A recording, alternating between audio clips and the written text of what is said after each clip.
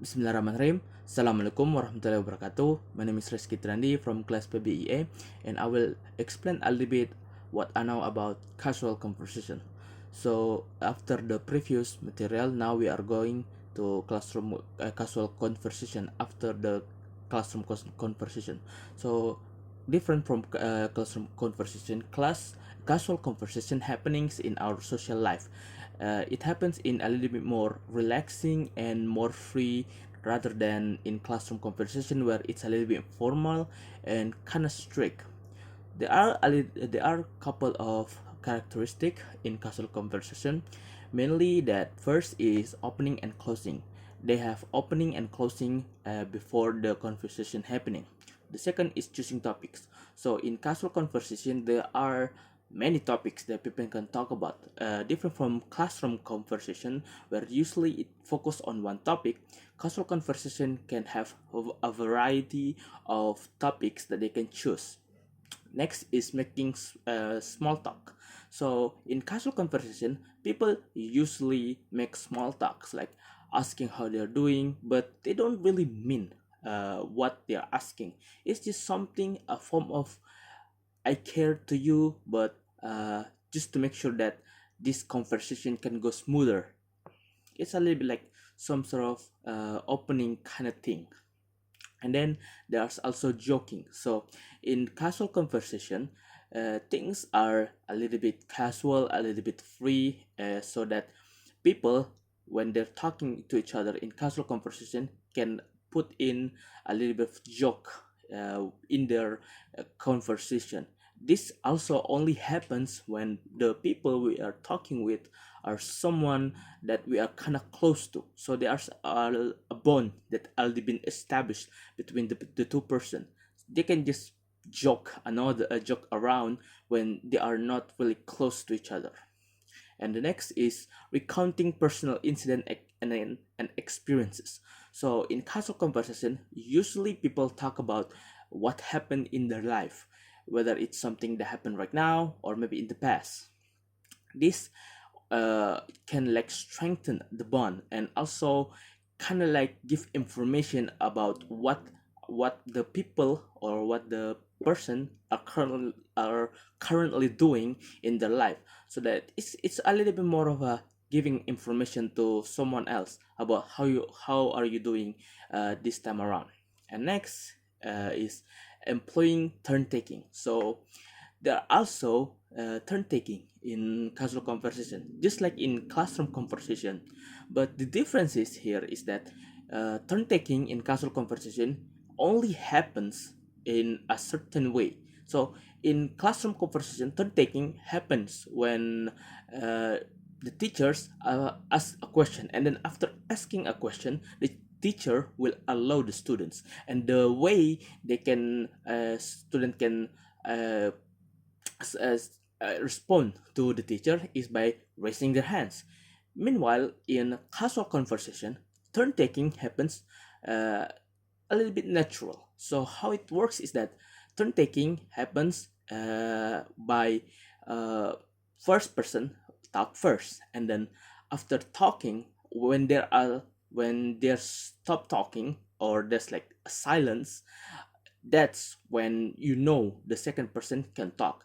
So in casual conversation, there's an equal amount of a turn for people to speak. So it doesn't really matter who want to speak first. It's just that when people speak, when people saying something or they're speaking, try not to disturb their conversation first. Let them finish first, and then after they finish, there will be like a silent moment. That's when you know it's your turn to speak. And last but not least, using adjacency pairs. This one is a little bit tricky, but basically using like a pairs of sentences that kind of like, what can I say? Uh, yeah, it has like uh, uh, a question and answers. It's a little bit something like that.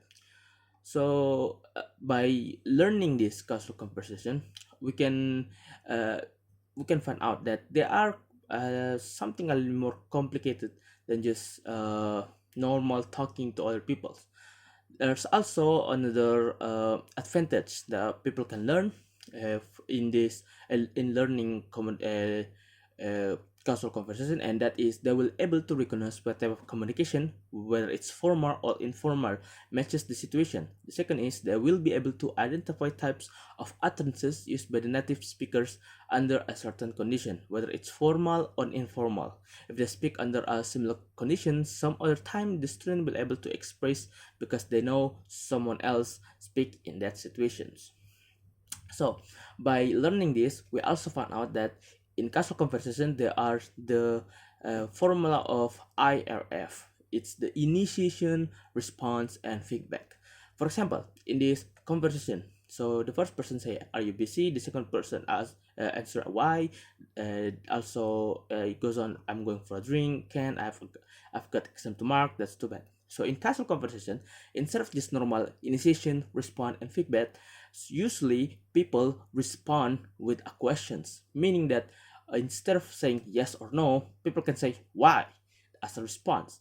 This is still a response, but at the same time it's an initiation because the response still need another response or information from the first person that give initiation. A little bit complicated, but something like that. And other things is that speaking as transactional discourse. So speaking as transactional discourse is a little bit more uh, speaking to gain something. So there are a couple of what's it again, characteristic that we can get from here, and that is the first, it functions to exchange information. So in transactional discourse, people speak to get information from one and another. The second is it is message oriented, which means to communicate meaning. So just like the first one, it's like the conversation happening by some sort of sending a message to each other, so that we are trying to convey the meaning of what are we trying to say. And then the third is participants use strategies understand each other. So people try to understand each other about what are they trying to say or what are they trying to gain from this conversation. The next is it needs more question, repetition, and check for comprehension. So in this conversation, people need to ask a lot of questions and check and repeat their questions or repeat about what they are trying to get from this, just to make sure that the people they're talking with understand what they're talking about. The next is ideas negotiation.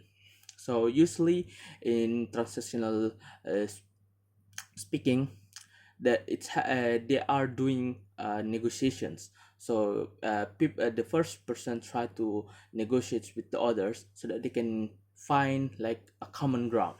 And last is language accuracy is not always important. Usually they don't need to be so perfectly I think formal, no, not formal, but like perfectly correct in their language efficiency. So I think that's all from what I know in this material. Thank you so much for watching, and assalamualaikum warahmatullahi wabarakatuh.